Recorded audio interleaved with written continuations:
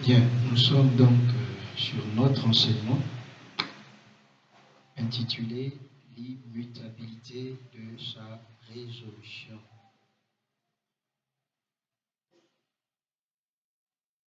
Le Dieu immuable, qui ne faillit pas, qui ne change pas, qui n'échoue jamais dans ses promesses, qui ne connaît jamais d'échec, lorsqu'il a donné sa promesse au moyen de sa parole. Bien, nous lisons dans 2 Samuel, chapitre 21, lève la passe, verset 1 et suivant. Du temps de David, il y eut une famine qui dura 3 ans. David chercha la face de l'Éternel, et l'Éternel dit, c'est à cause de Saül et de sa maison sanguinaire. C'est parce qu'il a fait périr les Gabaonites. Le roi appela les Gabaonites pour leur parler. Les Gabaonites n'étaient point d'entre les enfants d'Israël, mais c'était un reste des Amoréens. Les enfants d'Israël s'étaient liés envers eux par un serment. Et néanmoins, Saül avait voulu les frapper dans son zèle pour les enfants d'Israël et de Juda. David dit aux Gabaonites, que puis-je faire pour vous? Et avec quoi ferai-je expiation afin que vous bénissiez l'héritage de l'Éternel? Les Gabaonites lui répondirent, ce n'est pas pour nous une question d'argent et d'or avec Saül et avec sa maison. Ce n'est pas à nous qu'il appartient de faire mourir personne en Israël. Et le roi dit, que voulez-vous donc que je fasse pour vous? Ils répondirent au roi, puisque cet homme nous a consumés et qu'il avait le projet de nous détruire, de nous faire disparaître de tout le territoire d'Israël, qu'on nous livre cet homme d'entre ses fils et nous les pendrons devant l'Éternel à Gibéa de Saül, l'élu de l'Éternel. Et le roi dit, je les livrerai. Le roi épargna Méphibosheth, fils de Jonathan, fils de Saül, à cause du serment qu'avait fait entre eux devant l'Éternel David et Jonathan, fils de Saül. Mais le roi prit les 2 fils de Rispa, fille d'Aja, qu'avait enfanté à Saül, Harmonie et Méphibosheth, et les 5 fils de Méra, fille de Saül, qu'avait enfanté à Adriel de Méola, fils de Barzillai. Il les livra entre les mains des Gabaonites, qui les pendirent sur la montagne devant l'Éternel. Tous les 7 périrent ensemble. Ils furent mis à mort dans les premiers jours de la moisson, au commencement de la moisson des orges. Rispa, fille d'Aja, prit un sac et l'étendit sous elle contre le rocher, depuis le commencement de la moisson jusqu'à ce que la pluie du ciel tomba sur eux, et elle empêcha les oiseaux du ciel de s'approcher d'eux pendant le jour et les bêtes des champs pendant la nuit. Éternel Dieu Tout-Puissant, ton nom est Jésus-Christ. C'est toi le grand Dieu de la création. C'est toi le Tout-Puissant, le Dieu d'Israël. Tu es devenu aussi notre Dieu. C'est toi qui nous as envoyé le message ainsi que le messager. Et le message, c'est toi Christ. Et nous sommes venus ici cet après-midi, Père, pour écouter le message. Car ceci, c'est le message de préparation qui est venu nous préparer, Seigneur, qui est venu mettre en ordre nos cœurs, nos vies avec le Seigneur.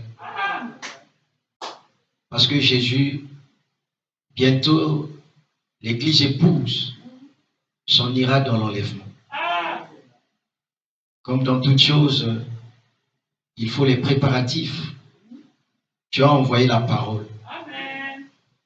Cette parole qui vient préparer les semences prédestinées de Dieu à ce glorieux départ. Oh Dieu, permets que cet après-midi, que nous ayons suffisamment de foi pour croire cette parole, pour accepter cette parole, et que celle-ci, Jésus, nous donne la nature de Christ. Qu'elle nous façonne, Seigneur, à ton image et à ta ressemblance. Nous sommes venus ici, Père, pas pour perdre notre temps, pas pour nous regarder les uns les autres. Ton prophète a dit, tournez les regards vers Jésus. Et Jésus est la parole.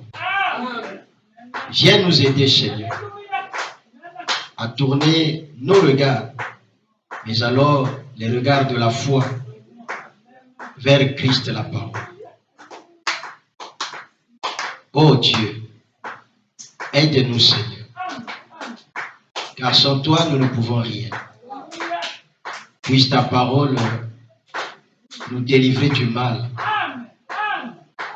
Puisse ta parole, Seigneur, nous purifier, nous séparer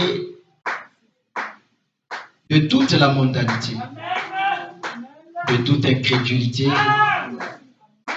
de toute vie, Seigneur Jésus, qui est contraire à ta parole. Nous voulons, en sortant d'ici, que la vie de Christ, cet tonnerre, qu'elle vienne s'implanter en nous. Nous voulons être un avec toi, Jésus. Nous te demandons, Seigneur, de bien vouloir, Père, nous pardonner nos offenses. Pardonne nos iniquités. Pardonne nos manquements. Permets que ta parole mette de l'ordre dans nos vies. Que le Saint-Esprit nous soutienne et qu'il donne à chacun, chacune de nous, une compréhension spirituelle de la parole qui sera prêchée cet après-midi. Jésus, viens prendre le contrôle ainsi que la prééminence sur chacun de nos cœurs. Viens régner au milieu de nous, Seigneur. Par ton sang, protège nos vies. Merci, Seigneur, de nous bénir d'avance. Nous bénissons ton nom. Au nom de Jésus-Christ. Amen. Nous pouvons nous asseoir.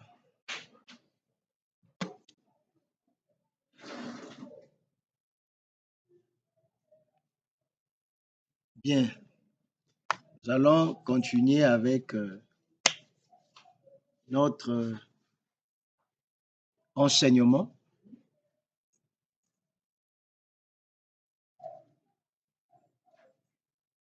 Nous sommes en train de parler de l'immutabilité de sa résolution. Amen. Amen. Et nous avons dit beaucoup de choses.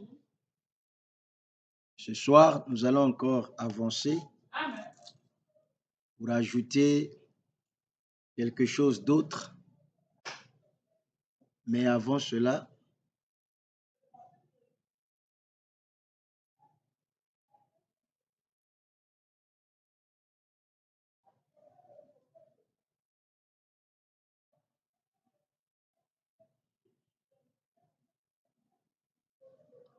bien, nous avons lu dans 2 Samuel, chapitre 21, du verset 1 au verset 14. Et là-bas, il est parlé de la vengeance des Gabaonites sur les descendants de Saül. En effet, on a vu que dans Josué chapitre 9, à partir du verset 15, nous avons vu que les enfants d'Israël avaient conclu une alliance de paix. Amen. Avec les Gabaonites.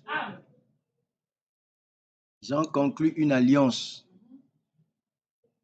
Ils ont fait alliance.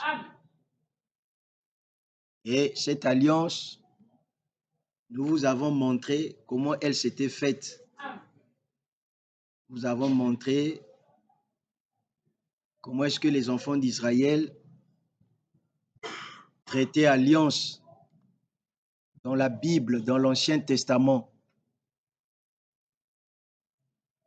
Et Josué, lorsqu'il était à la conquête de Canaan,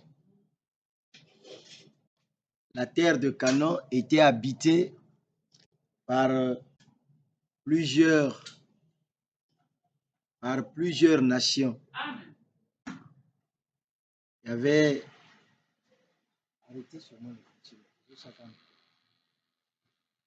Canaan était habité par plusieurs nations.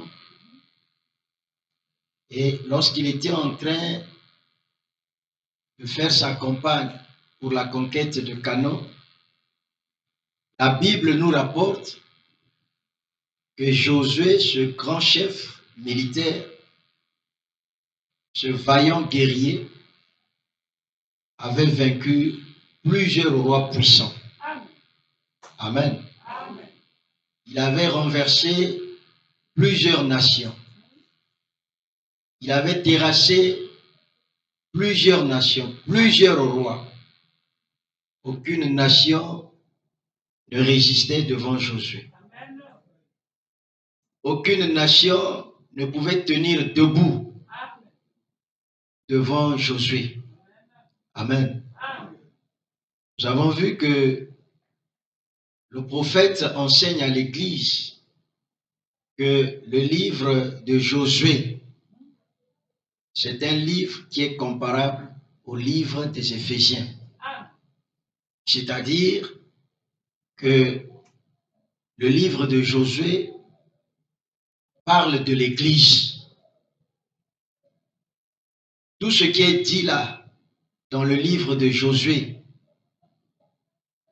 c'est de vous que le Seigneur était en train de parler en type. Amen.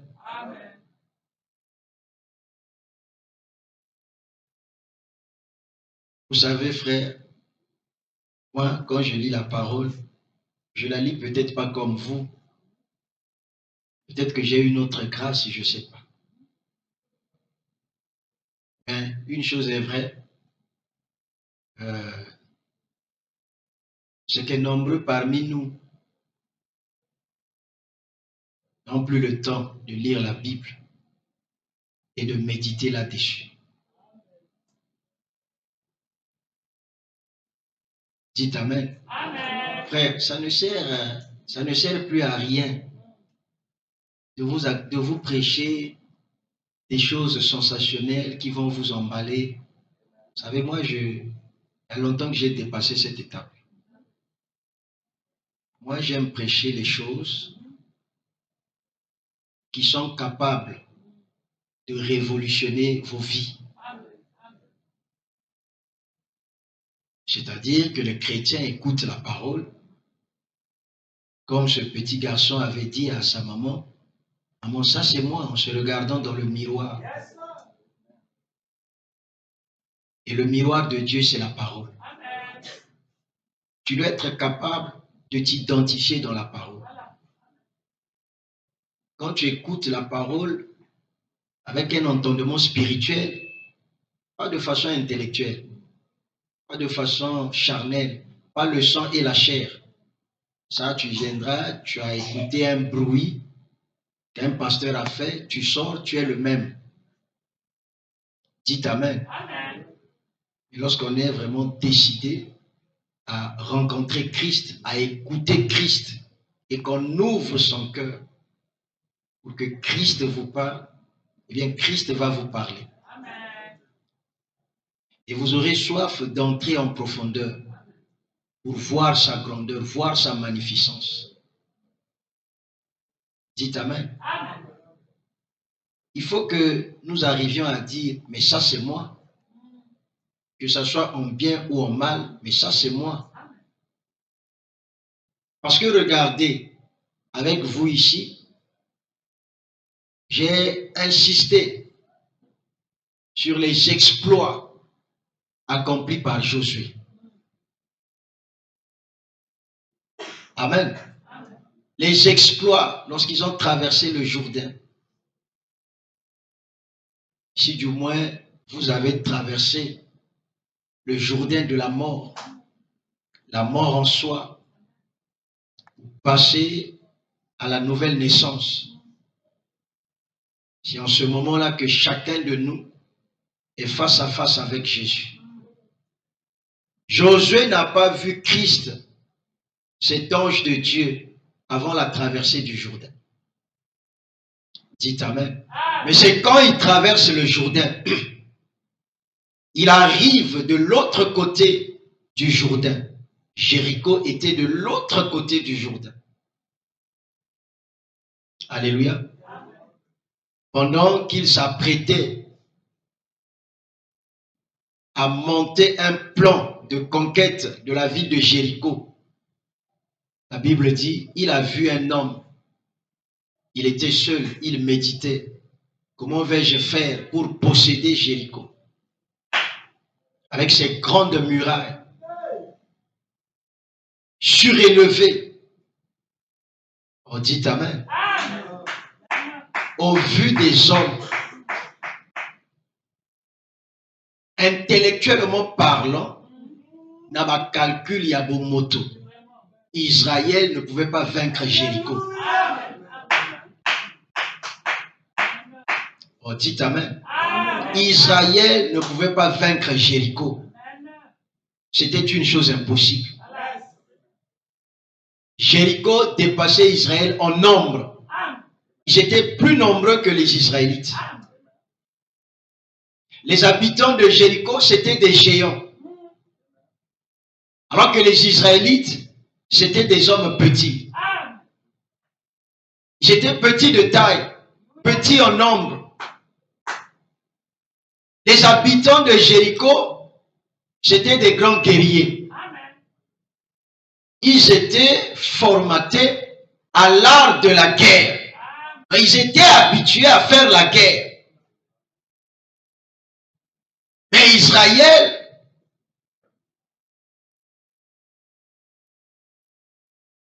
les enfants d'Israël n'étaient pas des guerriers. C'était des bergers qui sont sortis de l'Égypte, où ils ont été pendant longtemps esclaves, humiliés, maltraités, battus. Donc, raison de plus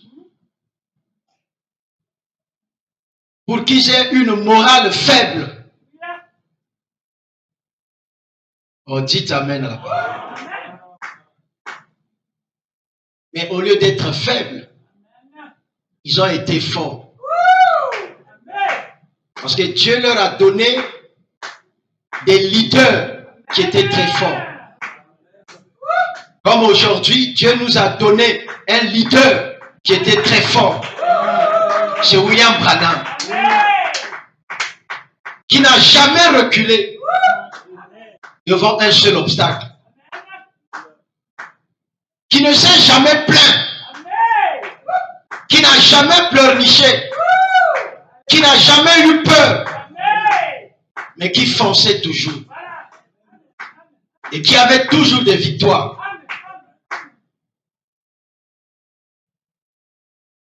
Jéricho était là, bien barricadé. Josué réfléchissait. Mais comment posséder cette ville? pendant qu'il faisait des va-et-vient, la Bible dit, il a vu un homme. Il s'est approché de cet homme. Il lui a demandé, qui es-tu? Cet homme lui a dit, c'était un homme, la Bible dit un homme. Cet homme lui a dit, je suis le capitaine en chef de l'armée de l'Éternel.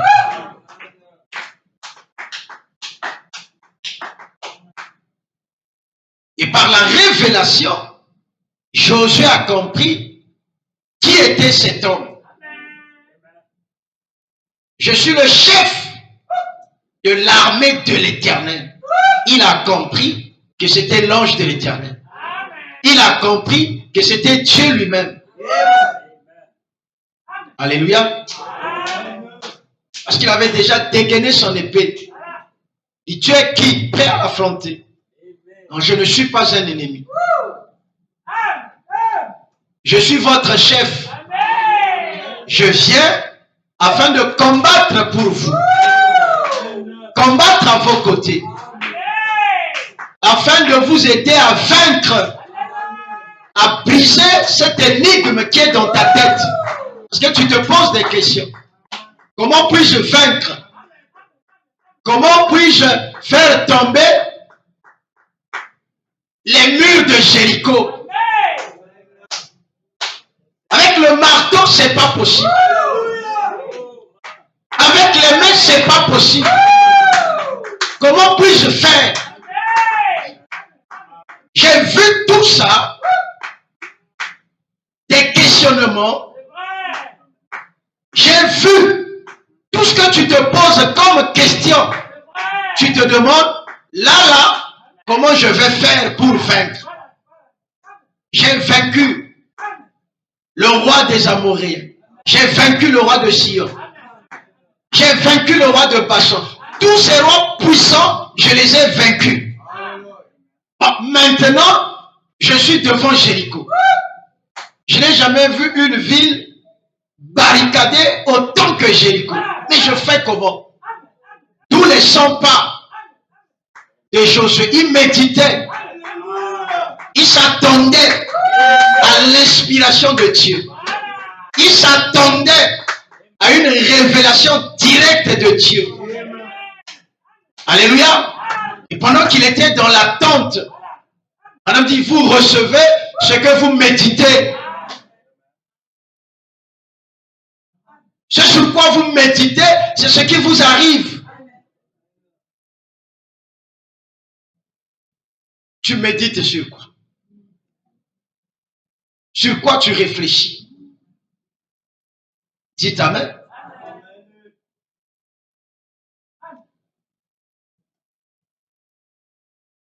Oh, Église. David a dit, quand je réfléchissais sur mes voies, vous voyez, un roi qui prenait le temps de réfléchir à ses voies. Et c'est à ce moment-là qu'il voit un homme. Dit, tu es qui? Je suis le capitaine en chef de l'armée de l'Éternel. Je viens vers vous. Dites Amen. Et il a rangé son épée. Branham dit, on l'a lu ici. C'était Dieu dans la chair humaine. Il dit, c'était la colonne de feu qui les a fait sortir de la servitude, de l'esclavage en Égypte, qui les a fait traverser la mer Rouge. Ils sont passés de l'autre côté de la mer Rouge. C'était cette colonne de feu qui les a aidés à vaincre tous ces rois. Mais qui cette fois-ci, arrivé à Jéricho, elle a pris la forme d'un homme. Madame dit, la colonne de feu était devenue un homme. Il dit, c'était la parole faite chair. C'était Christ. aujourd'hui, le prophète dit, la parole a été faite chair. Elle s'est identifiée parmi nous, cette même colonne de feu. Mais si dans les ombres et les types, lorsque la parole s'est faite chair, les gens ont vaincu. Là, c'est dans les ombres. La semence prédestinée, Rahab, fut sortie de sa prison pour aller épouser un chef de l'armée d'Israël, Salmon. À combien plus forte raison tous les Rahab d'aujourd'hui ne seront-ils pas délivrés par Christ de la parole? Ne seront-ils pas délivrés par le Saint-Esprit? On dit amen à la parole. C'est le temps du jubilé. C'est le temps de la délivrance. La vie que tu mènes aujourd'hui montre si tu vas aller dans l'enlèvement ou pas. On n'a pas besoin d'être magicien. Branham me dit, si tu veux savoir que tu es sauvé, regarde la vie que tu mènes. On dit amen.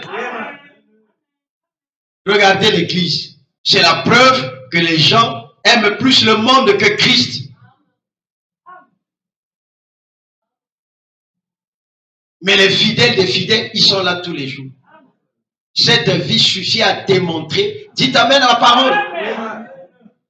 Non, on ne vient pas à l'église lorsqu'on veut venir. On ne vient pas à l'église lorsqu'on a le temps. On ne vient pas à l'église lorsqu'on n'est pas occupé. Occupé ou pas, dites amen. Quand on aime Jésus, Branham me dit, quand les portes de l'église s'ouvrent, frère, l'âme qui a Christ perd la paix. Cette paix ne sera assouvie qu'une fois qu'elle aurait écouté la parole. Parce que l'âme ne se nourrit pas du pain. L'âme ne se nourrit pas du manioc. L'âme se nourrit de la parole. Est-ce que je peux entendre un amen? Josué a vu cet homme. C'était Christ. Et cet homme, Madame dit, c'était la colonne de feu qui est devenue un homme. C'était la parole ointe. La victoire dans le camp des enfants d'Israël. Et aujourd'hui, la parole ointe s'est faite de nouveau chair. Quand la parole de Dieu se fait chair parmi l'église, c'est le millénium. C'est le jubilé. C'est la délivrance. C'est la liberté. C'est la joie. Et lui donna le secret. C'est-à-dire, il a révélé le son, l'énigme, pour permettre à Josué de puiser, de vaincre, faire tomber les murs de Jéricho. Il lui a dit, vous ferez le tour de la ville, le premier jour une fois, un tour, le deuxième jour un tour, mais le septième jour, dites amen, vous ferez 7 fois le tour de la ville. 7 âges de l'église, 7 sceaux, 7 trompettes, 7 anges, 7 messagers. Dites amen. Et le 7e jour, vous ferez 7 fois le tour de la vie. Madame dit, j'ai fait 7 fois le tour du monde pour asperger le sang de Jésus sur la terre entière afin de sortir Rahab, la sémence prédestinée, des cages dénominationnelles, des prisons dénominationnelles. Parce que cette sémence doit aller vers Salmon, le type de Christ, pour le mariage, les noces de l'agneau. Je vais entendre un amen. C'est ce qui était arrivé là-bas.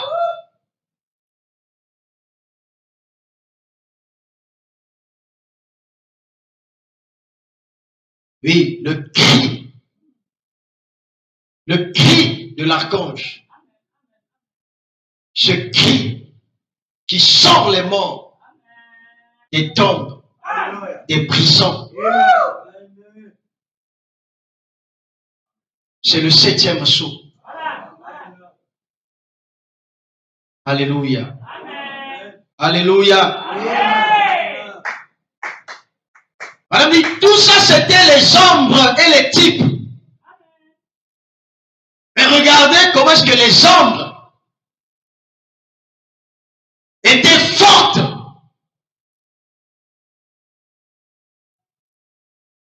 Ils ont combattu, ils ont terrassé tout le monde. La Bible dit au point où toutes les nations avaient peur d'eux. À leur avancée, les nations tremblaient et leur réputation les précédait. Donc, avant qu'ils n'arrivent quelque part, Sangweshi comment? Et les nations aux alentours, les nations qui étaient loin, toutes ces nations tremblaient. Rav a dit aux 2 espions, nous avons entendu ce que votre Dieu a fait à Og, roi de Bassan, au roi des Amoréens.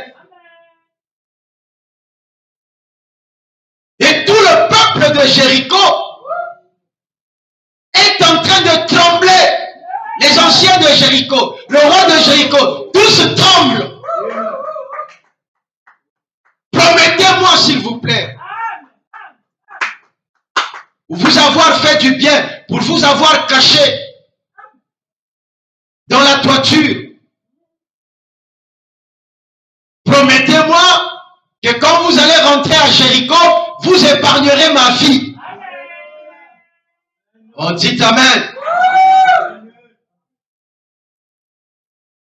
On te le promet. Mais ceci servira d'alliance entre toi et nous. Le fil rouge cramoisi, tu l'attacheras sur ta maison, à tel endroit. Alléluia. Et quand nous rentrerons dans Jéricho, toi et toute ta famille, vous devez être dans la maison, sous le sang. Si vous êtes hors du sang, nous allons frapper, nous serons quittes. Quand je verrai le sang, je passerai par-dessus vous. Et le sang de Christ, c'est ce vibrant message. Et le message, c'est le Saint-Esprit en vous. S'il ne voit pas le Saint-Esprit, il frappera. Vous devez être dans la maison. On vous le promet. Mais toi aussi, tiens ta promesse. Rassemble les tiens. Restez dans la maison. Sinon, on sera quitte de notre promesse. Si vous êtes dehors, parce que tout ce qu'on verra hors de ta maison, nous allons tout détruire. Madame dit, Josué était à la fois l'ange destructeur. Il était à la fois l'ange de la vie. C'est quoi frère madame dit? Le même message peut te donner la vie. Le même message peut te condamner. Et aujourd'hui, le message condamne les uns, le message donne la vie aux autres. Alléluia. Les mêmes eaux qui ont sauvé Noé, sur lesquelles Noé naviguait, ce sont les mêmes eaux qui ont condamné les incrédules. L'eau, c'est la parole. Alléluia. Ils ont pensé qu'ils pouvaient fabriquer un bateau comparable au bateau de Josué. Parce qu'ils ont dit à Josué, nous avons aussi nos pirogues, après tout. Nous avons nos dénominations. Nous avons nos églises. Nous avons aussi notre façon de voir le salut. On sera sauvé selon notre propre façon de voir les choses. Non, ce n'est pas à votre façon à vous. C'est à la façon de Dieu. Dieu avait dit, Noé fabrique une hache. tu enduiras du poids au dedans et au dehors. Et tout le monde doit rentrer à l'intérieur. Cette arche aura 3 compartiments. La justification, la sanctification, le baptême du Saint-Esprit. Et vous serez au 3e compartiment. Là où le Saint-Esprit rentre dans le cœur du croyant pour le sceller loin des choses du monde. Je vais entendre un amen. Et ils ont dit, nous avons nos pirogues.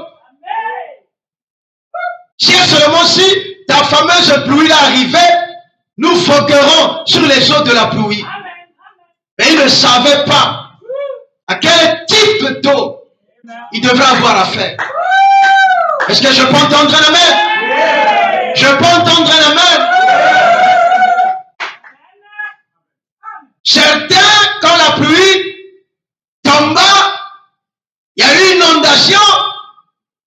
On dit, certains commencèrent à voguer sur les feuilles de peuplier. La dénomination, la sagesse humaine. Vraiment à prêcher la sagesse contre la foi. L'incrédulité de l'homme, elle vient pour détruire l'homme. Mais la foi est donnée pour racheter l'homme. Soyez flexibles. Soyez tendres, soyez doux vis-à-vis de la parole. Parce que c'est le seul moyen pour échapper. Frère, vous ne comprenez pas. Sœur, vous ne comprenez pas. Vous vous accrochez aux choses de la terre. Même ceux qui en ont plus que vous, ils ne s'accrochent pas à ça. Mais vous qui n'en avez qu'assez, sinon peu, vous aimez vous accrocher à ça. Vanité des vanités, tout est vanité. Sauf aimer Dieu. Tu vas t'accrocher à quel monde? Quel monde? Tu vas t'accrocher à quel monde? Regardez le nord du pays, tout le nord inondé. Tu vas t'accrocher à quel monde? Jésus a dit, ce n'est que le début. La Bible dit, tu n'auras pas d'endroit où te cacher. Frère, Christ nous a précédés. Il est allé nous préparer un palais là-haut, où l'épouse sera véritablement à l'abri. Nani Bomonité, la voix des grandes eaux, Christ dans l'épouse, elle crie, venez à moi pendant qu'il est temps, donnez-moi vos vies, donnez-moi vos cœurs, pendant qu'il est temps, pour que je règne en vous. Mais qui écoute? Qui comprend? Oh, je reste à la maison. Ah, je vais aller commercer. Mais Jésus a envoyé l'invitation. Les gens donnaient des raisons. Frère, il viendra un temps. Et ce temps est déjà là. Tout le nord du pays. Il n'y a pas où mettre les pieds. Tout Pointe-Noire, il n'y a pas où mettre les pieds. Tu n'iras acheter la parcelle nulle part où tu seras en sécurité. L'état du monde, même les hommes de science, ils sont inquiets. Donc, inquiétude. Les Américains sont inquiets. Mais le petit Congolais, il est là, inconscient, tout ça, alors que Christ nous a envoyé la parole. Branham a dit, pendant que vous faites toutes ces choses, attachez-vous à la parole. Attachez-vous à Christ. C'est le seul moyen pour échapper. S'il y a un temps où nos cœurs doivent battre à la chamade pour Jésus, c'est maintenant.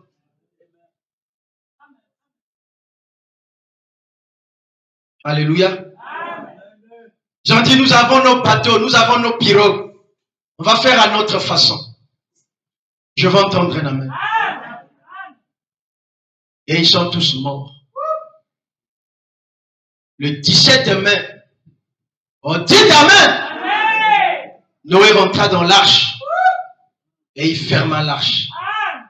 Le 17 mai 1963, la nuée fut publiée dans le magazine Life. Pour la première fois, lorsque Christ est descendu, Cette nuée fut publiée dans le magazine Life le 17 mai 63. Comme pour dire, voici l'arche, voici le pardon, voici la miséricorde, voici le seul moyen. Rentrez en Christ et vous échapperez. Alléluia. Alléluia. L'ange du Seigneur, dans une chair humaine, les accompagnait, leur livra le secret, comme Christ nous a livré le secret de cet tonnerre. Dites Amen. Et l'Église est devenue toute puissante. L'Église, elle est capable de tout. Parce que Branham nous a dit que Christ est avec nous. Cette colonne de feu est avec nous.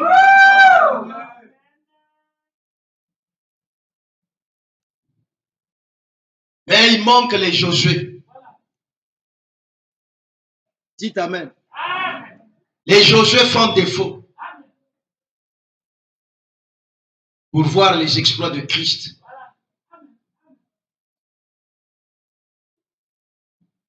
Alors, ils ont vaincu toutes ces nations. Et il y a eu les Gabaonites. Les Gabaonites, ils se sont dit, on va user de ruse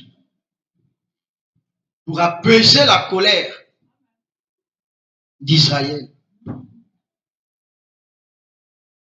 Ils sont venus, nous avons vu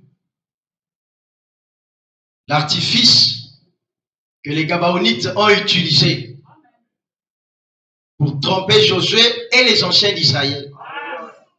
Nous sommes un peuple qui vient de loin. Nos anciens nous ont envoyés pour que nous puissions conclure avec vous une alliance de paix. Regardez nos outres, ça vieillit. Regardez nos vieux pains qui se sont émiettés. Regardez, même les souliers qu'on avait, tout est déchiqueté. Regardez, nos habits sont en lambeaux. Nous venons de très loin. On n'a plus de provisions. Nous avons été envoyés pour conclure avec vous une alliance de paix. Josué, par précipitation, sans consulter le Seigneur, il a conclu avec les Gabaonites une alliance de paix. Et après, ils se sont avisés que ce peuple-là les avait seulement menti. Ce n'était pas un peuple qui venait de loin. Mais pourquoi vous nous avez menti? Non, c'est que nous avons entendu ce que votre Dieu a fait avec vous. Nous et nos anciens, nous avons été pris de peur. Et pour sauver nos vies, nous étions obligés de faire comme ça. Je vais entendre un amen. Donc vous voyez la terreur que Israël suscitait. Ce petit peuple, ces petits hommes, les hommes de petite taille. On dit amen. Parce que quand Moïse envoie Josué Caleb pour espionner Canaan, quand ils sont revenus pour faire le rapport à Moïse, ils ont dit, c'est véritablement un pays où coule le lait et le miel. Il y a des raisins. Il y a tous les fruits là-bas. Il y a du bon miel là-bas. Mais les autres espions ont dit, mais il y a des géants là-bas. À canons, il y a des géants. Devant eux, nous sommes comme des sauterelles. Ils ont découragé le peuple. Les Josué ont dit, le peuple nous a promis Canaan. Qu'ils soient des géants ou pas, nous allons posséder Canaan. C'est ce que nous faisons aujourd'hui. C'est la vérité, ce que la parole dit, mais devant cette situation, dites Amen, je suis petit. Devant telle situation, je ne peux pas. Et ça rentre dans les plaintes. Je vais entendre un Amen. Mais nous sommes devenus quel genre d'église? Ton propre problème, ta propre situation. Tu n'arrives pas à rentrer dans les profondeurs de Dieu. J'étais en train de lire Frère Branham ce matin. Il dit que Dieu permet que toutes ces choses-là vous arrivent. Tantôt, il dit, tantôt, le chrétien se dit, mais pourquoi Dieu permet ça? Mais pourquoi il laisse ça? Mais pourquoi ça? Pourquoi ça? Il dit, Dieu permet ça pour que vous ayez des expériences avec lui. Et les gens sont incapables d'expérimenter le Seigneur quand ça ne va pas. Mais tu vas l'expérimenter quand? Est-ce que je peux entendre un amen? Regardez la petite dame là. Alléluia. On a diagnostiqué le cancer dans sa vie. Cancer. La sœur Boumba, cancer. Découragé. Son mari dit, ne te décourage pas. Nous sommes un foyer chrétien. On va prier. On va jeûner. Dieu descendra. Il te guérira. Quelle est cette maladie que Dieu ne guérit pas? Il a amené sa femme dans une dimension de foi et de consécration. Ils se sont mis à prier, jeûner, prier, jeûner, prier, jeûner. Le cancer a disparu.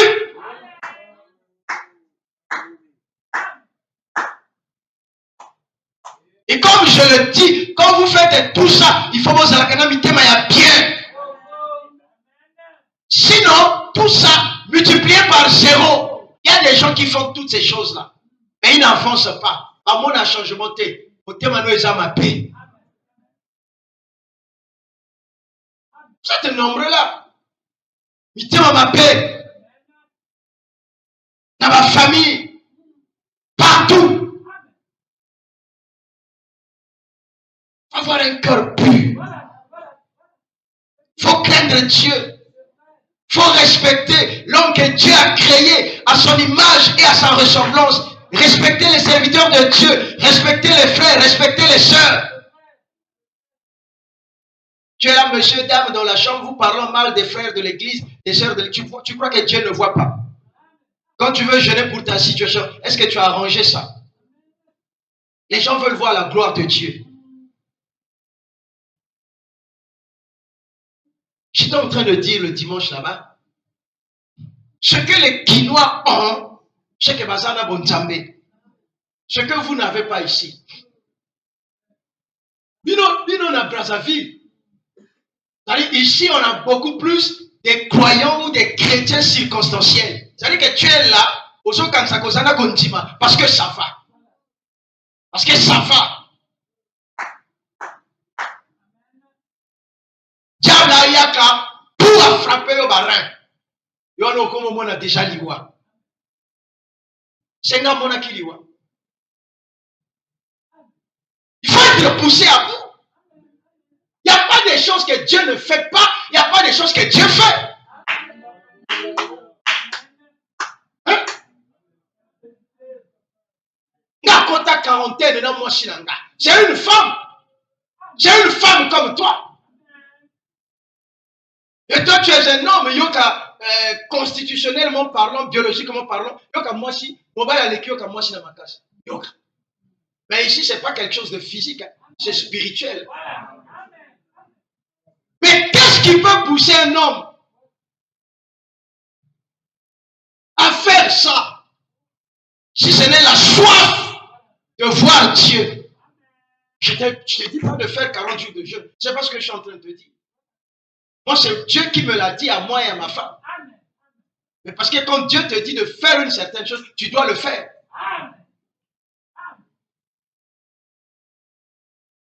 Et quand on l'a fait, on a vu ce que Dieu a fait.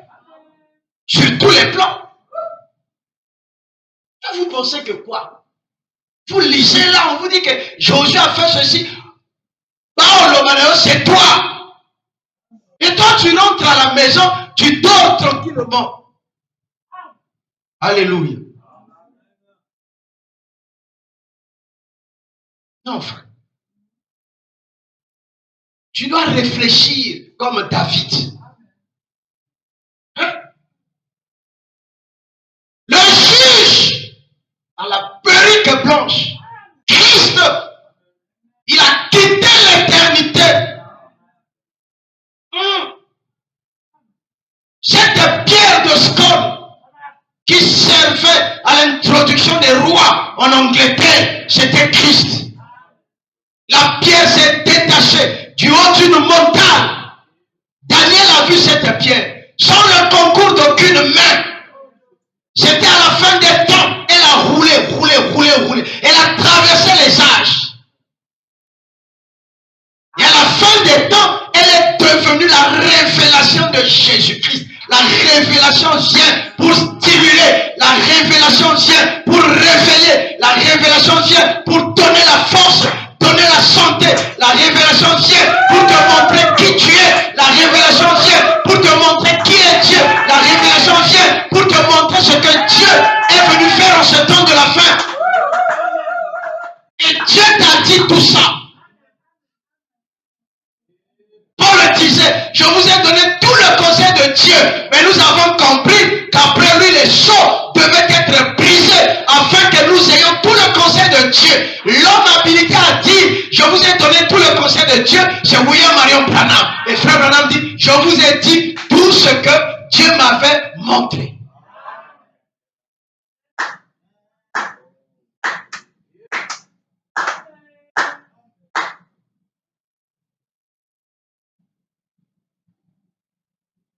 La pierre de Daniel, Christ, le mystère caché de tous les temps, de retour dans l'église. Cette puissance vivifiante, cette parole créatrice qui était au commencement, celle qui a créé les cieux et la terre. Avec l'ouverture de ces sceaux, de retour dans l'église. Elle cherche les hommes qu'elle va oindre pour que ces hommes-là puissent manifester les actes de l'épouse. Depuis que tu as cru, tu as écrit quel acte? Quel est ton livre? Quel est ton livre? Josué n'a pas subi des événements. Israël n'a pas subi des événements parce que l'ange était là. Mais ils ont fait subir à toutes les nations leur influence, leur domination, leur force. Les nations ont dit, nous savons que vous avez un Dieu puissant, terrible. Et nous avons peur. Mais aujourd'hui, c'est le monde qui a peur de nous ou c'est nous qui avions peur du monde? C'est nous qui avons peur du monde. Voilà, dit aujourd'hui, tout nous fait peur. Ça nous fait peur. La maladie nous fait peur. Je peux entendre un amen. Moi, je suis à Zobela. Moi, je suis à Zobela. Toi, la conjointe ou toi, le conjoint, incapable au côté Motindo. Incapable. Voyez? Tout ce que nous savons faire, nous l'église, c'est les choses du monde. Ça, on sait faire. Mais les choses de Dieu, on ne sait plus les faire. Vous pensez que moi, si j'ai une situation grave, j'en ai eu beaucoup dans ma vie, est-ce que je vous consulte même? Est-ce que je vous en parle même? Je me bats, moi et ma femme, et on s'en sort toujours. Est-ce que je peux entendre?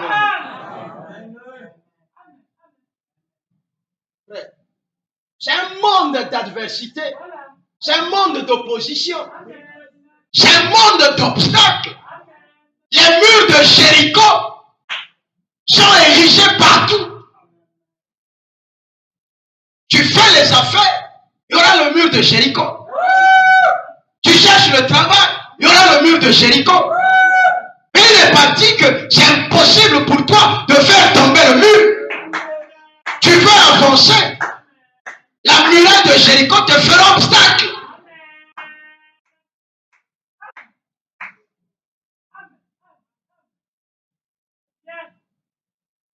Mais l'échec n'existe que dans la pensée de celui qui croit en l'échec. Mais dans la pensée de celui qui regarde à la parole, l'échec n'existe pas. Il n'y a qu'une série de possibilités.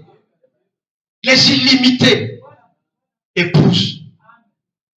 Les illimités l'épousent. Nicolas, confession échangée. Frédéric Ngombe. Hier, on était ensemble. Confession n'a comme un. Ah. Nicolas, confession échangée. Dites Amen. Dites Amen. Je confesse ça partout, que tu veux entendre ça ou pas. C'est ma foi.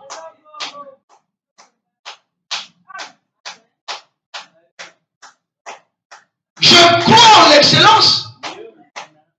On dit, quand tu as possédé ceci, ne t'arrête pas. Continue à posséder, continue à conquérir. Pourquoi tu t'arrêtes?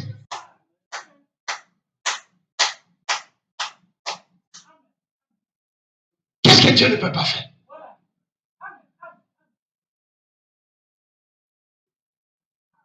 Le problème, c'est que les gens n'ont plus l'esprit de sacrifice.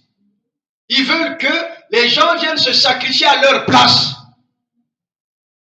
Non, l'église, il faut qu'on vous le dise. L'église ne peut que vous accompagner. Mais le gros du lot, c'est à vous de le faire. L'église ne fait qu'accompagner. Mais on est ma casse, c'est à toi de le faire. C'est pourquoi quand on dit venez ici, il faut venir. Quand on dit venez, tu ne viens pas. Maintenant, tu veux quoi? Qu'est-ce qu'on va faire? Dites Amen la parole. Voyez-vous? L'église. Le livre de Josué est comparable à la marche de l'église. Regardez Josué. Il est allé en vainqueur et pour vaincre. Les Gabaonites ont utilisé la ruse pour adoucir la colère de l'ange de la mort qui approchait, qui était Josué. Et ils ont signé un contrat de paix, une alliance de paix. Alléluia. Quand ils se sont rendus compte qu'ils avaient été dupés, Josué les a maudits. De génération en génération, vous serez nos esclaves pour nous avoir menti. Vous allez couper le bois pour nous et vous puiserez de l'eau pour nous. Et ils sont restés leurs esclaves de génération en génération. Mais un jour, il y a eu un roi. Et ce roi-là, c'était Saül. Saül, dans son zèle pour l'Éternel, il est allé briser cette alliance. Alléluia. Il n'a pas respecté ce pacte cette alliance, ce contrat qu'Israël avait signé, avait conclu avec les Gabaonites. Alors que les décisions de Dieu sont immuables, les résolutions de Dieu sont immuables. Et quand Israël signait cette alliance de paix, alléluia, c'était sous serment. C'était sous serment. Et au nom de celui qui est supérieur à eux, c'était l'Éternel. Nous respecterons cela. Entre vous et nous, il y aura la paix. Dieu tient ses promesses. Mais Saül, dans son zèle, un faux zèle pour l'Éternel, et le royaume de Juda, il est allé massacrer un jour les Gabaonites. Alléluia. Amen. Il a massacré les Gabaonites. On dit Amen. Vous voyez que Saül a commis trop de fautes. Trop de fautes qui l'ont conduit à la mort. Il est allé d'erreur en erreur, d'erreur en erreur, et il ne réparait pas ses erreurs. D'abord, il s'en est pris, avant tout, à loin de Dieu, qui était David. Nous avons vu cela. Alors que David ne voulait que la paix.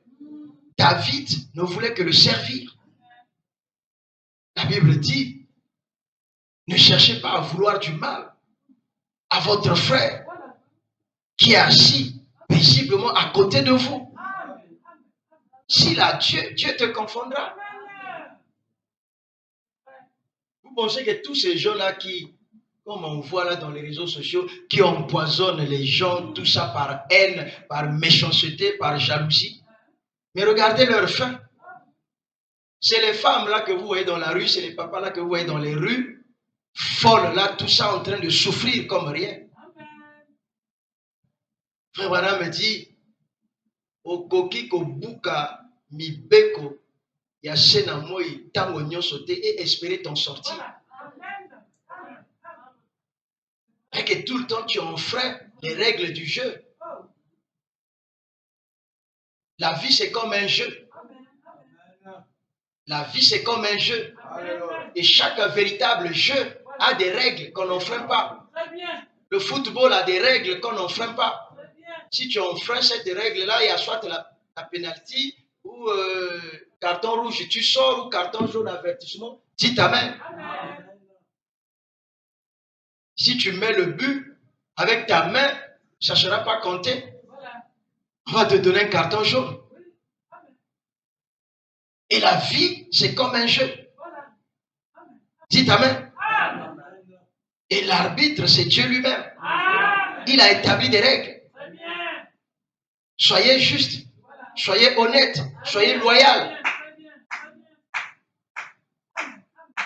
Ne soyez pas ceci, ne soyez pas cela. Mais toi, tu vas être le contraire de ce que Dieu a défendu. Tu peux t'en sortir une fois. Tu peux t'en sortir 2 fois. Mais tu ne t'en sortiras pas tout le temps. Je vais entendre. Saül, il a enfreint les règles. Il a cherché la tête de David. Il n'a pas pu. Dieu dit, quand vous allez posséder tel pays, livrez tout le monde à l'interdit. Même le bétail, les petits enfants. Lui, il va, il fait le contraire. Il choisit le veau gras, tout ça, machin. Dieu dit, mais pourquoi tu es têtu comme ça?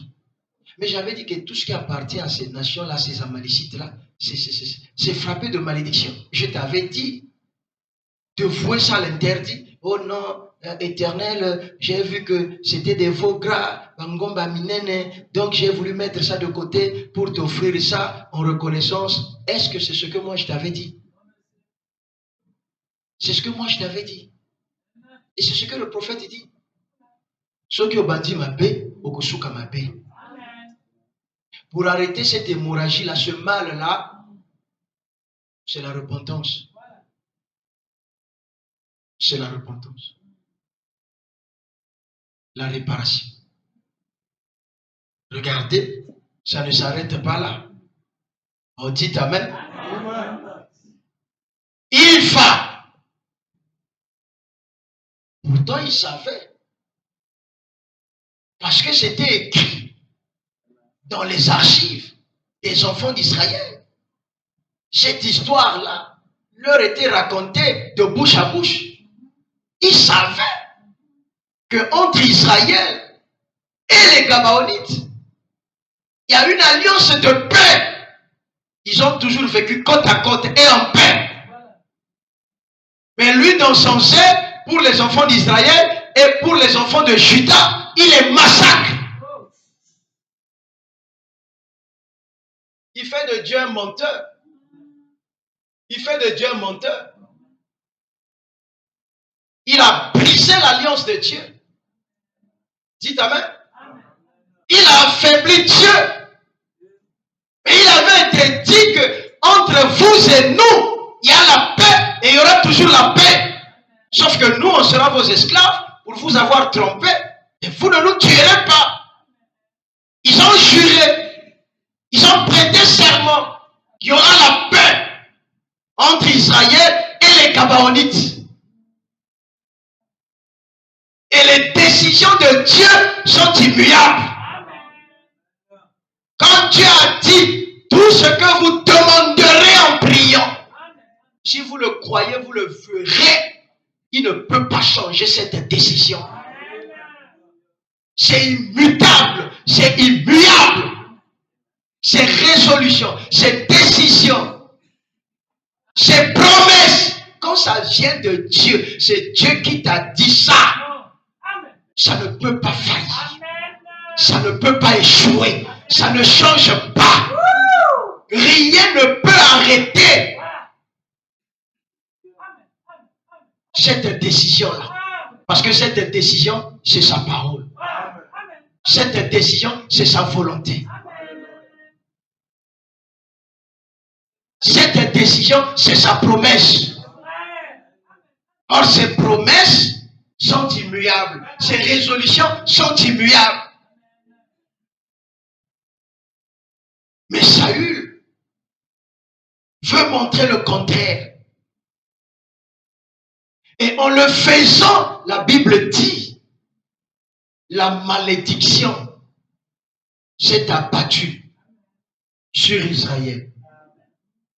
Une famine de 3 ans. Alléluia. Une famine de 3 ans. Une famine de 3 ans. S'abattit sur Israël. À cause de Saül qui n'avait pas respecté l'alliance qui avait été faite entre les enfants d'Israël et les Gabaonites. Donc, qui est ce Melchisedec, ou Melchisedec, le grand prince et roi, on a dit, or les hommes jurent par un plus grand qu'eux, et le serment est une garantie qui met fin à tous leurs différends. En d'autres termes, quand un serment est fait, lorsqu'une alliance est faite, c'est donc la fin de tout. Si vous venez me dire, frère Branham, en tant que chrétien, je place ma main sur cette Bible et je jure solennellement que je ferai telle chose. Si Dieu me laisse vivre pour faire cela, je le ferai très bien. Alors pour moi, c'est la fin de tout doute. Voyez, vous m'avez juré que vous ferez cela, comme Israël avait juré par l'Éternel qu'il y aura la paix. C'est la fin de toute contestation. C'est la fin de tout doute. Comme dans Apocalypse 10, 1 à 7, comme on va le voir, lorsque l'ange puissant descend.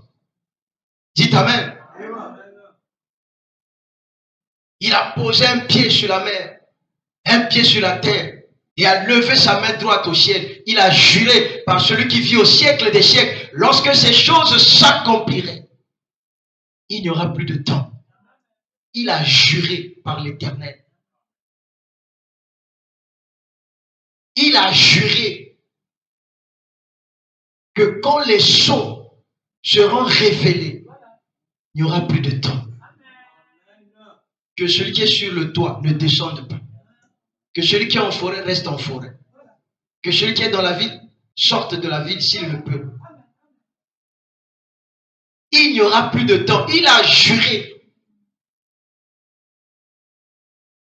par celui qui vit au siècle des siècles. Et vous connaissez celui qui vit au siècle des siècles. C'est la preuve que tout ce que Dieu a dit dans le livre de l'Apocalypse, rien ne va échouer. Et ce sont ces fléaux-là que nous sommes en train de voir. Nous irons, le monde ira de problème en problème.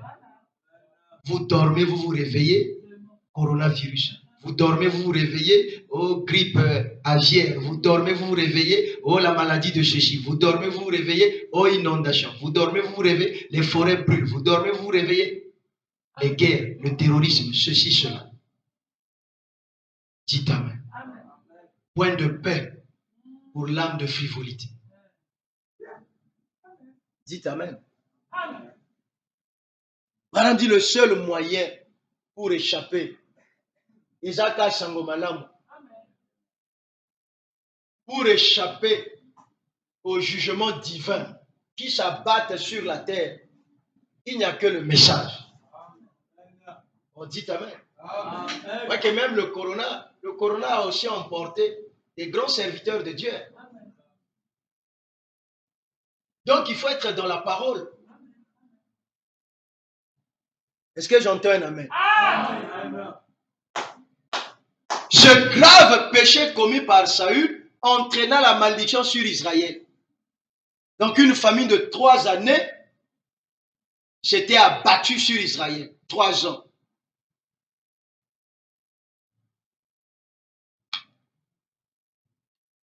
La justification, la sanctification, le baptême du Saint-Esprit. La justification avec Luther, Christ n'était pas. La sanctification avec Wesley, Christ n'était pas. Le baptême du Saint-Esprit, Christ n'était pas. Il vient dans l'adoption. L'âge de l'épouse.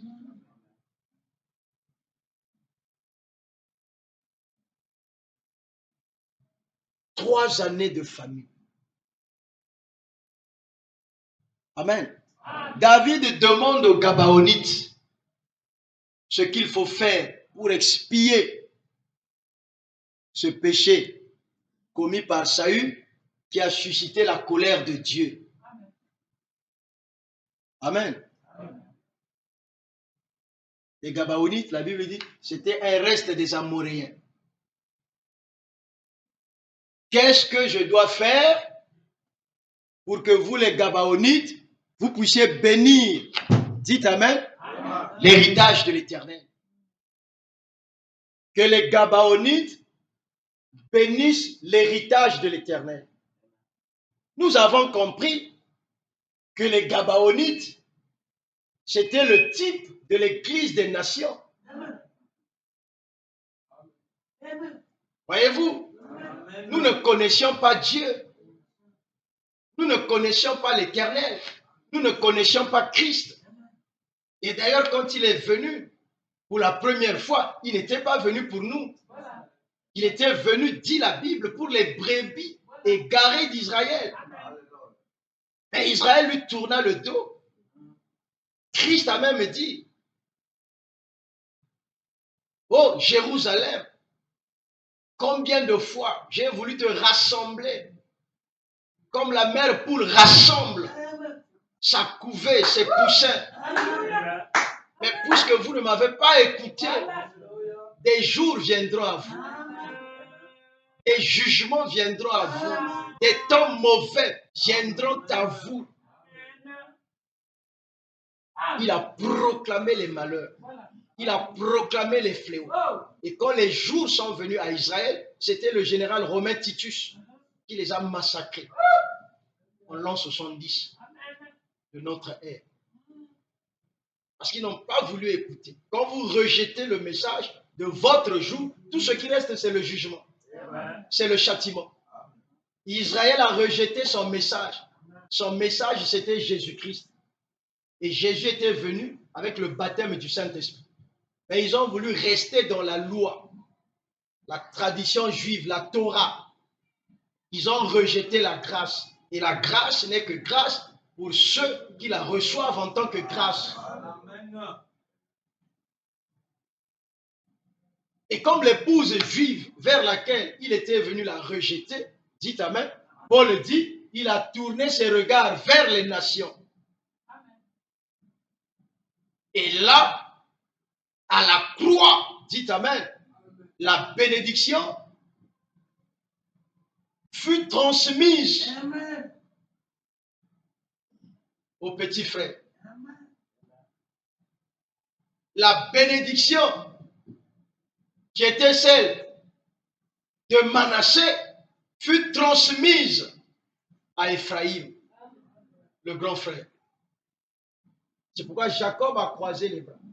Oh, mais papa, tu as fait une erreur. Non. Un prophète ne fait pas d'erreur. Jacob a dit, c'est Dieu qui a croisé mes bras. Parce que c'est à la croix du calvaire que la bénédiction de l'aîné, dit Amen, qui était Israël, fut transmise à l'église cadette, l'église des nations. C'est là à la croix que nous sommes rentrés dans l'alliance. Là à la croix, nous sommes rentrés sous la grâce. La sémence d'Abraham, dit Amen, c'est la foi qu'Abraham avait en Dieu, en l'Éternel. Madame dit, la sémence d'Abraham, c'est la foi qu'Abraham avait dans les promesses de Dieu. Il dit, la sémence d'Abraham, c'est la foi qu'Abraham avait dans les promesses de Dieu. La foi qu'il avait en Dieu. Et nous sommes la sémence d'Abraham, dit Amen, parce que nous sommes la sémence spirituelle, parole parlée. Celle qui a cru en Jésus-Christ comme Seigneur et Sauveur. Et par cet acte de foi, cela nous a conduits jusqu'au baptême du Saint-Esprit. C'est là que nous avons reçu la bénédiction. Nous qui n'étions pas dans l'alliance, cette alliance de paix, mais la colère, dit Amen, était sur nous parce que nous étions un peuple idolâtre. Nous étions un peuple qui était couvert par les ténèbres. Nous étions un peuple, dit Amen, qui était dans les traditions. Nous étions un peuple qui était dans les coutumes. Nous étions un peuple qui n'en faisait qu'à sa tête. Nous ne connaissions pas Dieu. Dieu, ce n'était pas notre problème. Nous étions un peuple qui adorait le diable, qui servait le diable. Peu importe ce que certaines personnes peuvent dire aujourd'hui, que vous délaissez vos traditions au profit du christianisme, que vous délaissez vos coutumes au profit du christianisme, dites Amen la parole. Si la coutume est contraire à la parole, il faut la laisser. Si la tradition est contraire à la parole, il faut la laisser. Je veux entendre un Amen. Et tout ce qui est diabolique, nous n'adhérons pas à ça. Mais si ma tradition me dit, au moins il casse oyo,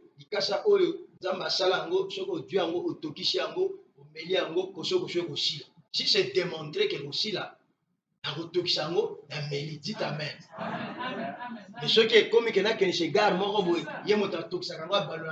ça je ne crois pas ça. Ça je ne crois pas ça. C'est deux choses différentes. De toute façon, nous sommes dans un âge où la médecine moderne a fait ses preuves sur la médecine traditionnelle.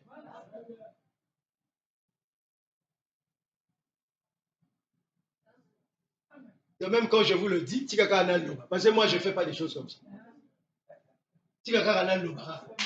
Là, équilibré, on va continuer à développer dans ma casa. Continuez dans ma casa, on couvre avant l'âge. Continuez dans ma casa, on couvre avant l'âge. Comme si on a entré l'église, ma casa, lito ezobima tout finia, au lieu que na vrai l'hôpital, batalangay, ba pomper yo amonde ba médecin mondela sala ba pomper ba beni ba tout finia, wana ba tivre ba antibiotique, bo vandi wana na ma sœur moko en Christ, azotia yo ma jumu. Et no ba loko le ne. Là, va comme Beno, vraiment, Tchari Tchating. Hein? Bino mawa. Maintenant, bino bosala kama ozotala boye, batango mikolo, na sero azotia yango, na o bazotia yango. Deux bons gaillards. Donc, hôtel Ikabe, pardon à l'obati. Na sac na ngana tingalo le kana koti ndako. Yo pour moni, tu finis en repêcher la kate, motona coton, au vani pena ba frère, ça sent mauvais, tout ça machin, ça indispose. Mais tu vis où? Tu vis où? C'est-à-dire que, on s'appelle à quel âge? Mais franchement, non, franchement, on dit amen. Li chez eux soit, yo wana oko joie, donc adui ne penza comme faisait ma grand-mère. Elle dit adui li ticha mangolo. Oui, comment faisait ma grand-mère? Li ticha mangolo, à côté moi, à tiango qui sourit boy, à côté moi tige. Donc à calé ango, à côté moi ma ticha fini, à moi maï. Donc à fongoli bien azotangisa. Et comme il colle. Donc lui, il trouve que aller consulter un ophtalmologue, à Thieb apparaît correct, à foutre consultation 15 000 ou 10 000, il trouve ça grave. Quoi. Il trouve ça, c'est trop. À éviter que ceux qui battent, moi, je prêche. Mais depuis abana botia babiloko wana miso pe si la kate. Au contraire, miso comme un verre lokola moto amelambangi. Est-ce que c'est sérieux? Est-ce que c'est sérieux? Non, monsieur. Donc vous pensez qu'aujourd'hui, là, il y a des vrais tradithérapeutes. Les tradithérapeutes, là, il y en avait. C'est-à-dire que, Coco, hein, la médecine traditionnelle africaine, il y en avait à l'époque de nos grands-parents, à l'époque où nos papas, nos mamans étaient encore des enfants, étaient un peu des jeunes. Mais dans notre génération, là, il n'y en a plus. Il n'y a que les farceurs. Il n'y a que les farceurs. Appendicite et tobo qui n'a qu'à tchaliboumou. On a que nous tradit thérapeute. Un peu beau foi. Bref, foi. Otuku dila là. Toko lela ya ouais. Iloko abuzo ba wana bokendo sala kawa. Oh. Brana me dit. La médecine. Dieu. La médecine, Dieu. La médecine, Dieu. Mais il y avait la médecine traditionnelle. Mais est-ce qu'elle est vraie? Il y en a encore. Il y en avait. Quand il y avait les vrais autochtones, les vrais pygmées, là, comme on les appelait autrefois. C'est-à-dire que moi, si, à la douleur et enfantement, à côté na Zamba, à côté na Zamba, à Bouki, li kasa on Zamba, ça na Zamba, à poser les couleurs, moi, si, la femme accouche sans douleur. C'est des grands mystères. L'homme blanc a quitté l'Europe, les spécialistes blancs, les grands chercheurs blancs, ils ont quitté l'Europe, ils ont marché avec ces autochtones dans les forêts, ils sont restés avec eux pendant un certain temps. Voilà, ils leur ont montré ça, c'est pour ça. Que ce soit en Afrique, que ce soit en Amazonie, partout. Ça sert à ça, ça sert à ça. Tu vois la fleur là, on peut faire ça avec, on peut faire ceci avec ça. Il y en avait. Mais tous ces gens-là, ils sont morts, ils sont partis avec tout ce savoir traditionnel.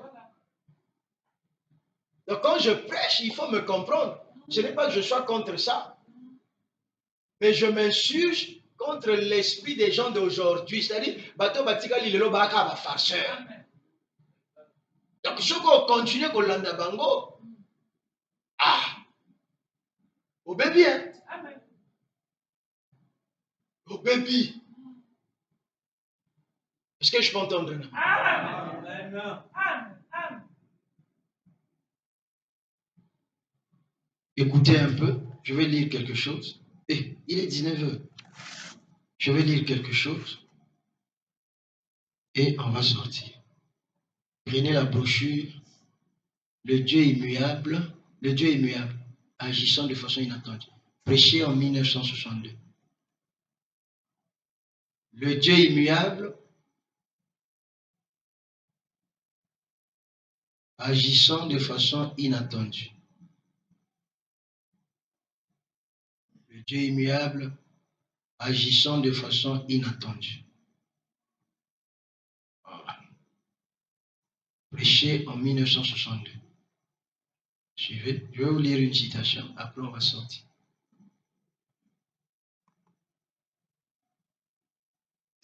Prêché quand là? Le 20 janvier. Le 20 janvier 1962. Paragraphe 23. Écoutez ce que le prophète dit. Écoutez. Le Dieu immuable. Paragraphe 23. Eh bien, suivez, hein? Au commencement était la parole. Et la parole était avec Dieu. Maintenant, on se demande comment le monde se trouve là. Voyez-vous? C'est la parole de Dieu qui a créé le monde. Ça rentre? Hébreux chapitre 11 nous dit que le monde a été fait de choses qu'on ne voit pas. Par le moyen de la parole. Voyez-vous? Dieu l'a appelé à l'existence par la parole. Parce qu'il est Dieu. Il a simplement dit que ceci soit. Et la chose fut. Par conséquent, si au commencement était la parole, et que la parole parlée était une parole créatrice, ce qui n'est bandini, était la parole. Et que cette parole parlée était une parole créatrice, parce qu'elle a créé le monde. Et que la parole parlée était une parole créatrice. Si chaque parole qui a été prononcée ne peut pas être retirée, si chaque parole qui a été prononcée ne peut pas être retirée parce qu'il aurait eu une erreur, si Dieu retire sa parole, c'est que Dieu a fait une erreur, c'est que Dieu a failli, c'est que Dieu a échoué. Or, Dieu ne commet pas d'erreur. Quand il a prononcé chaque parole qu'il a prononcée dans la Bible, c'est simplement parfait. Et chaque parole qu'il a prononcée dans la Bible, chaque parole qu'il a prononcée directement pour toi, à travers une prophétie, une vision, un songe, si tu es sûr que ça vient de Dieu, Dieu ne peut pas retirer ça. Ça veut dire quoi? Ça veut dire que cette parole-là, cette promesse-là, elle contient la même puissance créatrice que la parole qui était au commencement, qui a amené la terre et le ciel à l'existence. C'est ce qu'il est en train de dire. Il dit, si chaque parole qui a été prononcée ne peut pas être retirée parce qu'il aurait eu une erreur, alors au commencement était la parole, et la parole était avec Dieu, et la parole était Dieu, et la parole a été faite chair, et elle habitait parmi nous, laquelle est Christ. Et maintenant, la parole écrite de Dieu dans la Bible, vous me suivez? Et maintenant, la parole écrite de Dieu dans la Bible, c'est sa parole qui nous est destinée. Et chaque promesse de cette parole qui est dans la Bible, et chaque promesse a derrière elle la même puissance de création qu'avait la parole de Dieu au commencement, si nous croyons qu'elle est la parole de Dieu.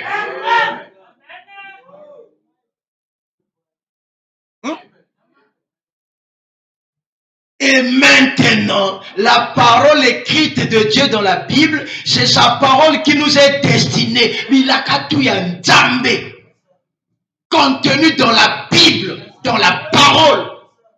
C'est sa parole qui nous est destinée. Et chacune de ces promesses a derrière elle la même puissance de création qu'avait la parole de Dieu au commencement, si nous croyons quelle est la parole de Dieu. Cela dépend de là où la semence tombe.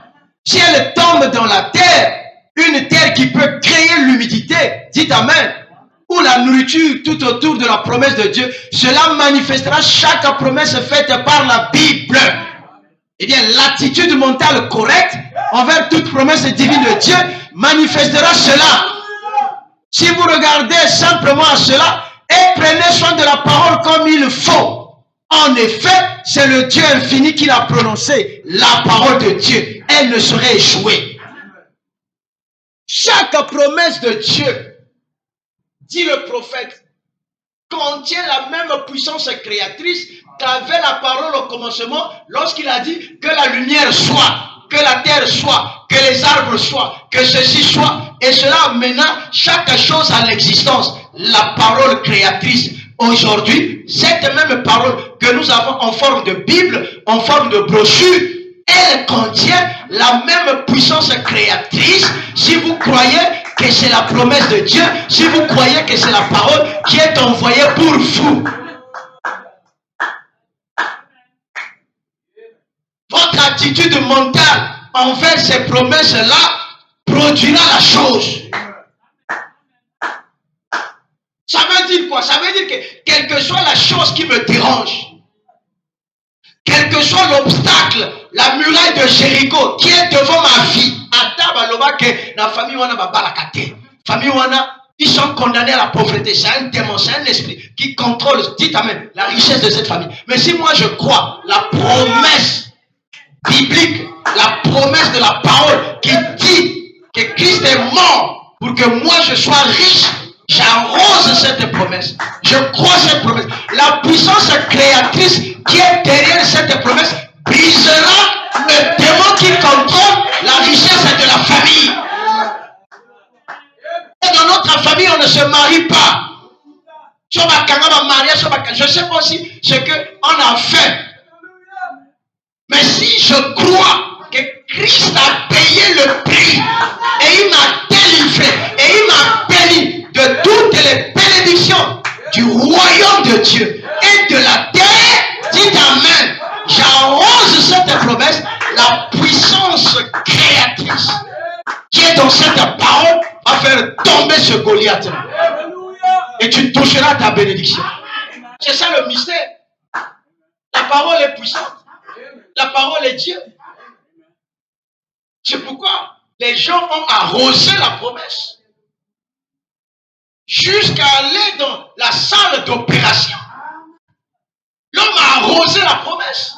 L'homme a nourri la promesse, comme dit le prophète. Il a cru la promesse de Dieu, il a confessé la promesse. Avant que le médecin ne pose le bistouri, la chose disparaît. C'est Dieu qui te laisse arriver jusqu'à la salle d'opération pour voir quelle est ta foi. On a dit, il aime faire comme ça. C'est comme ça qu'il aime faire. Il va tester ta foi jusqu'au dernier instant. L'homme la croit, il descend, il fait disparaître la chose. Et les médecins annulent l'opération. Que dites-vous que c'est? L'attitude mentale. Si tu crois que tu vas te marier, tu vas te marier. Il n'y a pas de raison que tu ne te maries pas. Mais si aujourd'hui tu crois, demain tu doutes. Et c'est ça qui freine la chose. C'est ça qui retarde la chose. C'est dire simplement qu'il n'y a pas la foi. Parce que la foi possède la chose. La foi, c'est une vision.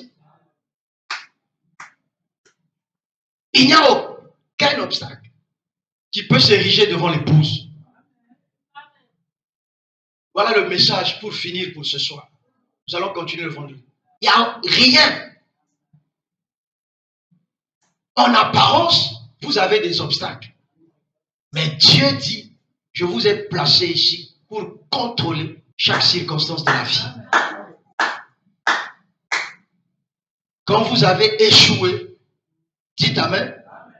Quand vous avez échoué, ce n'est pas vous qui avez échoué. Dites-vous que c'est seulement un test. Prochainement, je vais réussir. Et tu réussiras. Alléluia. Madame me dit, nous n'avons pas le droit d'échouer. Notre vie chrétienne doit aller crescendo. Nous devions aller de gloire en gloire jusqu'à la dernière gloire d'auquel il nettoie. Alléluia. Il n'y a pas un péché que tu ne peux pas vaincre. Ongali sumoyo na kokakate, okokakate, parce que okanisaka ke okokokate. Et ce que taleli na Yesu okokoka. Dans les images de Christ, Madame dit, voyez un petit enfant. Il dit le problème avec les gens, c'est que les gens veulent servir Jésus par leurs propres efforts. Dans les images de Christ, vraiment, on prend l'exemple du petit enfant. Il dit, vous voyez un petit enfant, votre petit enfant d'1 an ou 2 ans, je ne sais pas, vous lui achetez une chemise, ou vous lui donnez une manière, tu lui dis, porte ça, frère. Mais il va se battre. Il va porter, la main sort là-bas, il porte ici, ça rentre là-bas, il porte là, tantôt les 2 mains, et puis du côté, va Tchakamotu. Frère Branham dit, il n'arrivera tout simplement pas. Il faut que papa ou maman vienne l'aider.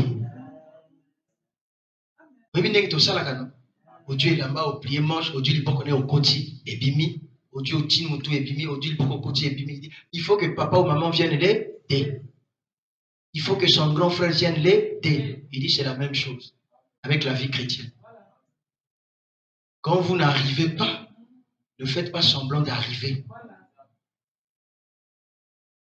Il dit, vous devez dire à Jésus, Seigneur, hein, moi là, je n'arrive pas.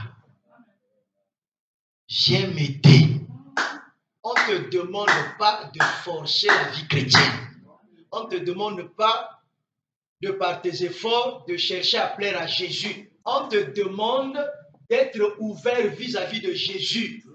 C'est-à-dire que Seigneur, hein, que moi, voilà mon esprit, voilà ma nature.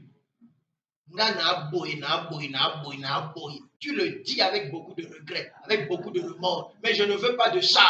Mais par moi-même, je ne peux pas. J'ai même essayé par mes propres efforts. Je n'ai pas pu. Comme un père a dit à moi, à Koti Lipoko ne lamba, à Koti, après moi, à Kouigola de lamba. C'est comme si c'était lui. Hein? Alors que Batika Kienango, il n'a pas pu. Il dit c'est la même chose avec le chrétien, c'est la même chose avec la chrétienne. Tu dois demander à ton Père qu'il vienne à ton aide pour que tu parviennes à vivre tel qu'il veut que tu vives. Voilà. Ainsi, dans tous les domaines de la vie, quand vous êtes confronté à un obstacle, il faut lui dire de venir. Amen. Il faut lui dire de venir. Viens, Seigneur, viens. Moi, j'ai fait tout ce que je pouvais faire. Je n'ai pas pu. Et toi, tu es mon dernier appui. Amen. Tu es mon dernier secours. Et la Bible dit, il est le secours qui ne manque jamais au temps de la détresse.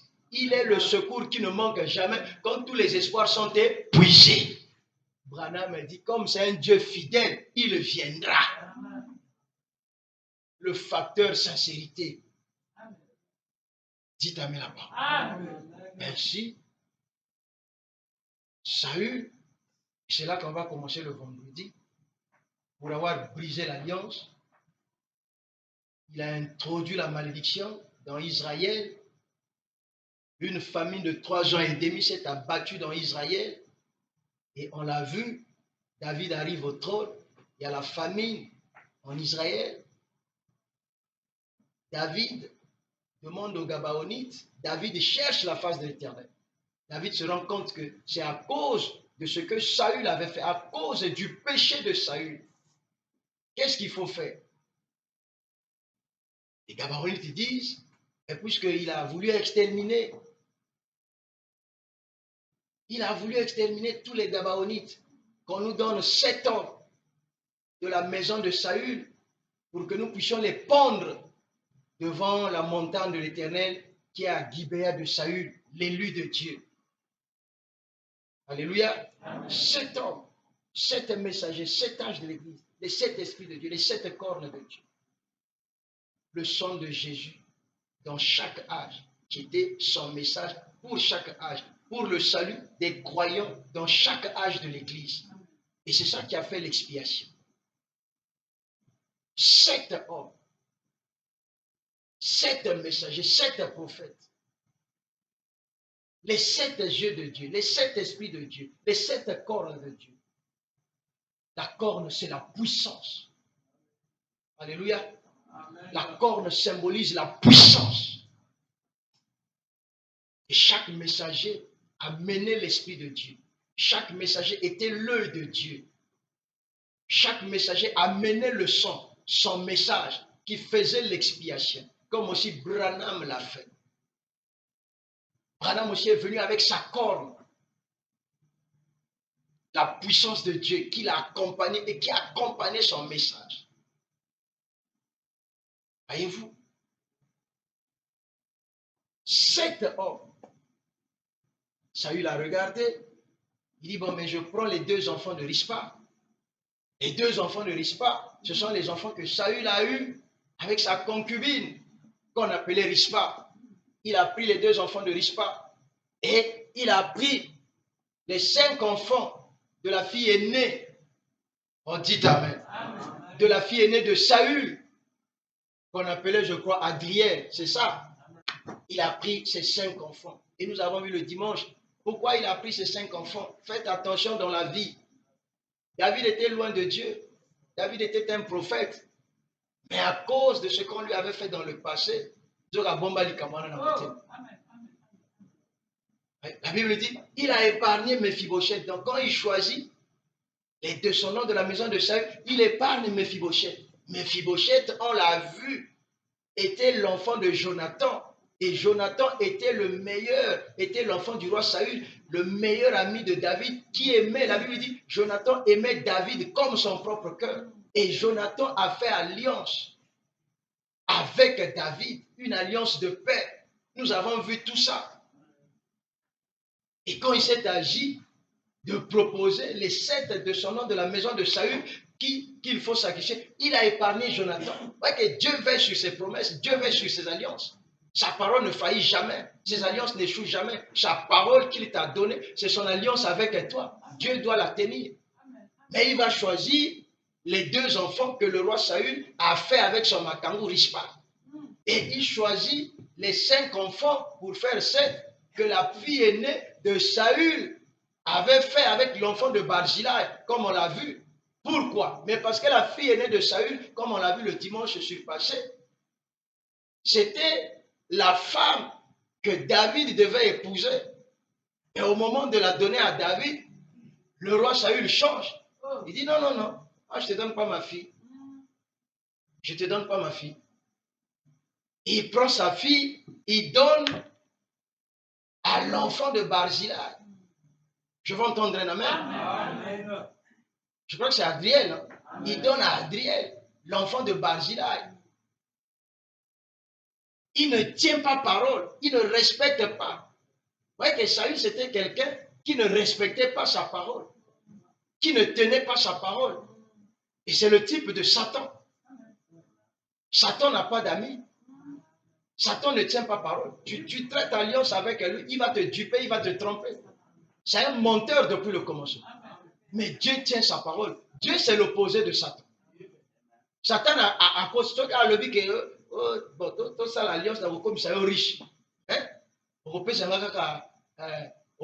moi, après ici, vous allez 10 bananes. 9 bananes, on va vivre. Il te trompe. Il te donne l'argent. Après, il prend le fils aîné. Après, il reviendra. On peut s'en mettre. Mais tu veux qu'on continue à se faire bon.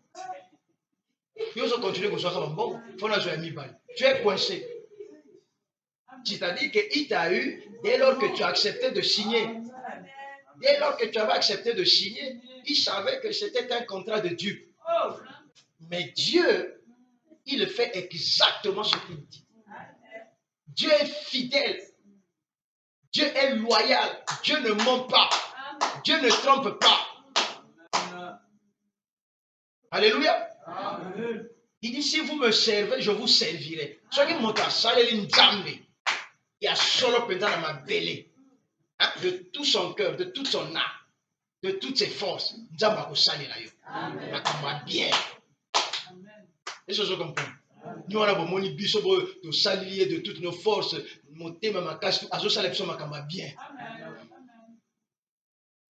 Bonne année avant, bonne année du chéri, n'a toqué na poto. Donc, on a kacha mikili, tozo balo. On a kacha hiver. Hein? On va place Tocadéro, la justice. Hein? À Château Rouge, toi, on a la justice. Tozo baloka. Y'a qui toko? Kosa de l'anzam. Est-ce que ça rentre? Est-ce que ça rentre? Tu as vu moi ma photo sur Facebook pendant ce que ça vient mon team. Dieu ne ment pas. Est-ce que ça rentre? Dans la chandelier, va pécho, ta pécho. Avant la cabouille, coup de filet, ou ta lola, donc net de magie. Le message est il la magie. Hein. Vous verrez le ciel. Jésus a dit vous verrez le ciel s'ouvrir et les anges monter, descendre. Bon bah au pic un message. Bon bah nous le battez, bah moi on dirait Etalio. Etalio. Dites amen la parole. Coup de fil boy. Salaire multiplié par 3. Petit na minute on y bâti à peinture. Nda sakola. Nda sakola. Na sakola ba mituke bando kangao. Il y a tel petit frère. Donc il y a un gars on a qui quitté dans ma contact. Tu vois un musée ou à peine mutuke. Et ça l'a bien. Dites amen la parole. Dans Dorcas va dire la makoro. Parce qu'il va lembi. Il y a petit chénine vroom. Hein? Il y a goût. Dans la salle mariage na moi chez ba coach. Wa chandelier. Wana ni nani? Sœur na yoyo. Moi je suis âgé na yoyo. Je suis ma fouébé. Chandelier. On peut quand même mazalati. Quel n'a pas qu'on a mazalati. Débrouillez. Que Dieu vous bénisse. Mettons-nous debout. Mettons-nous debout. Je l'aime,